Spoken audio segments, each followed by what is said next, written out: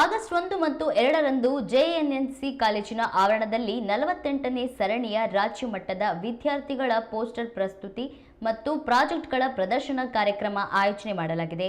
ಈ ಕಾರ್ಯಕ್ರಮದ ಉದ್ಘಾಟನೆಯನ್ನು ಟಿಸಿಎನ್ನ ಸಂಶೋಧನೆಯ ಹಿರಿಯ ವಿಜ್ಞಾನಿ ಡಾಕ್ಟರ್ ಪ್ರಶಾಂತ್ ಮಿಶ್ರಾ ಅವರು ಉದ್ಘಾಟನೆ ಮಾಡಲಿದ್ದಾರೆ. ಮರುದಿನ ಅಂದರೆ ಆಗಸ್ಟ್ 2ರ ಮಧ್ಯಾಹ್ನ 3 ಗಂಟೆಗೆ ಸಮಾರೋಪ ಸಮಾರಂಭ ನಡೆಯಲಿದೆ. ಒಟ್ಟು 440 ಪ್ರಾಜೆಕ್ಟ್ಗಳು ಪ್ರದರ್ಶನಗೊಳ್ಳಲಿವೆ. ಇದರಲ್ಲಿ 180 ಪೋಸ್ಟರ್ಗಳು ಸೇರಿರುವುದು ವಿಶೇಷವಾಗಿದೆ ಎಂದು ಜೆಎನ್ಎನ್ಸಿಇ ಪ್ರಾಂಶುಪಾಲರಾದ ಡಾಕ್ಟರ್ ವೈ ವಿಜಯಕುಮಾರ್ ಅವರು ಮಾಹಿತಿ ನೀಡಿದರು. ನಮ್ಮ ಸಂಸ್ಥೆಯಲ್ಲಿ ಸುಮಾರು ವೇರಿಯಸ್ ಟೆಕ್ನಾಲಜೀಸ್ ವೇರಿಯಸ್ ಏರಿಯಾಸ್ನಲ್ಲಿ ನಾವು ಕಾನ್ಸಂಟ್ರೇಟ್ ಮಾಡ್ತಾ ಬಂದಿದ್ದೀವಿ. ಸುಮಾರು 200ಕ್ಕೂ ಹೆಚ್ಚು ಕಾರ್ಯಕ್ರಮಗಳು ಮತ್ತು ಯೋಜನೆಗಳನ್ನ ಯಶಸ್ವಿಯಾಗಿ ನಮ್ಮ ರಾಜ್ಯದಲ್ಲಿ ಹಮ್ಮಿಕೊಂಡಿದ್ದೀವಿ.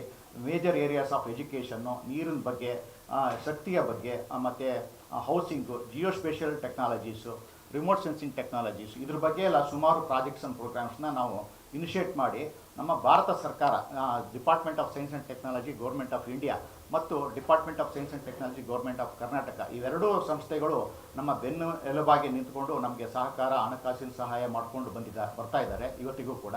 So based on their support we have initiated various technologies and programs. ಉದಾಹರಣೆಗೆ ನೈಸರ್ಗಿಕ ಸಂಪನ್ಮೂಲಗಳ ದತ್ತಾಂಶ ನಿರ್ವಹಣಾ ಕೇಂದ್ರಗಳನ್ನು ನಾವು ನಮ್ಮ ರಾಜ್ಯದ ಎಲ್ಲ 31 ಜಿಲ್ಲೆಗಳಲ್ಲೂ ಸ್ಥಾಪನೆ ಮಾಡಿದ್ದೀವಿ. ನಮ್ಮ ಶಿವಮೊಗ್ಗ ಜಿಲ್ಲೆಗಳು ಕೂಡ ಜಿಲ್ಲಾ ಪಂಚಾಯತ್ ಅಲ್ಲಿ ಕೂಡ ಕಾರ್ಯನಿರ್ವಹಿಸ್ತಾ ಇದೆ. ನಮ್ಮ ಒಬ್ಬರು ಪ್ರಾಜೆಕ್ಟ್ ಇಂಜಿನಿಯರ್ ಅಲ್ಲಿ ಕೆಲಸ ಮಾಡ್ತಾ ಇದ್ದಾರೆ.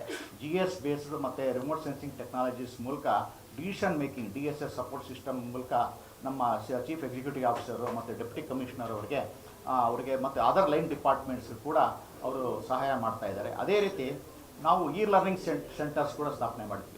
So digital education was the challenge pre COVID ಟೈಮಲ್ಲಿ.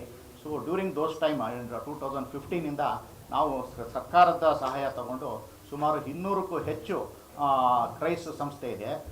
ಡಿಪಾರ್ಟ್ಮೆಂಟ್ ಆಫ್ ಸೋಷಿಯಲ್ ವೆಲ್ಫೇರ್ನಲ್ಲಿ ಸುಮಾರು ಮೊರಾರ್ಜಿ ದೇಸಾಯಿ ಶಿಕ್ಷಣ ಸಂಸ್ಥೆ, ಇಂದಿರಾ ಗಾಂಧಿ ಶಿಕ್ಷಣ ಸಂಸ್ಥೆಗಳಲ್ಲಿ ರೆಸಿಡೆನ್ಷಿಯಲ್ ಸ್ಕೂಲ್ಸಲ್ಲಿ 200ಕ್ಕೂ ಹೆಚ್ಚು ಲರ್ನಿಂಗ್ ಸೆಂಟರ್ಸ್ನೆಲ್ಲ ಸ್ಥಾಪನೆ ಮಾಡಿ ಅಲ್ಲಿ ಡಿಜಿಟಲ್ ಎಜುಕೇಷನ್ ಇಂಪಾರ್ಟ್ ಮಾಡಿ 8ನೇ ಕ್ಲಾಸು, 9ನೇ ಕ್ಲಾಸು, 10ನೇ ಕ್ಲಾಸ್ ಮಕ್ಕಳಿಗೆ ಉತ್ತೇಜನ ನೀಡಿ ಕಂಪ್ಯೂಟರ್ ಎಜುಕೇಷನ್ನು, ಲೈಬ್ರರಿ ಬುಕ್ಸ್ಗಳ ಮೂಲಕ, ಎಜುಕೇಷನ್ ಮೂಲಕ ಅವರಿಗೆ ಒಂದು ಟೆಕ್ನಾಲಜೀಸ್ನ ಹೇಳ್ಕೊಟ್ಟು 3D ಎಕ್ಸ್ಪೆರಿಮೆಂಟ್ಸ್ ಮೂಲಕ ಸುಮಾರು ಕಾರ್ಯಕ್ರಮ ಮಾಡ್ತಾ ಇದ್ದೀವಿ.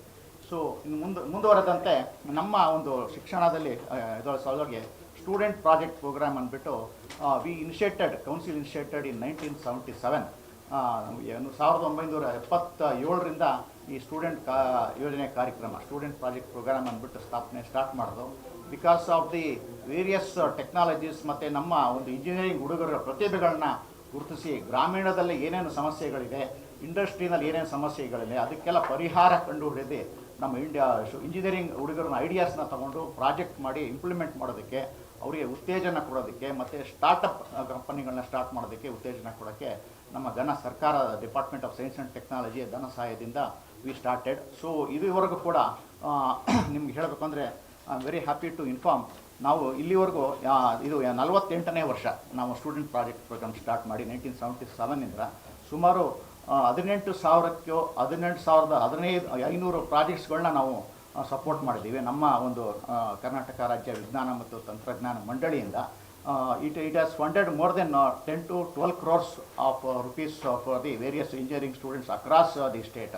ಸೊ ಈ ಒಂದು ಕಾರ್ಯಕ್ರಮ it is been benefiting to all engineering students, MSc, MTech, MCA, MBA students ಎಲ್ಲರಿಗೂ ಕೂಡ ಈ ಒಂದು ಕಾರ್ಯಕ್ರಮ ಸಹಾಯ ಮಾಡ್ತಾ ಇದ್ದೀವಿ.